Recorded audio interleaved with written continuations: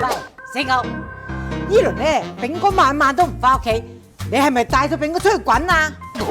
喂，伯姑啊，滾咩？我哋正常應酬啊，唔使招呼馬拉啊，嗰啲咪大老細咩？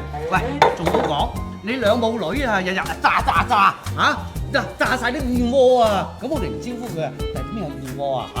炸都嚟炸番薯啦又。但係冇理由應酬啊，應到晚晚都唔翻屋企㗎。阿狗，係咪你介紹啲女俾佢滾先？喂，你咩死肥鵝？你冇噏得噏喎嚇！你老公有幾條女啊？我一條都冇啊，使我介紹咩？唔同你講啊，我見過馬拉啲老細啊！女，你聽到未啦？炳哥真係有幾條女啊！一定係真嘅粉㗎。係啊，媽又唔好激動，可能嗰個真係嗰啲女客戶啊，話去傾下生意，唔會係嗰個真嚟嘅。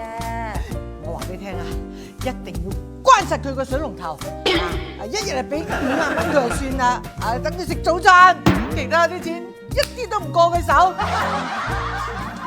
我唔信佢就唔翻屋企。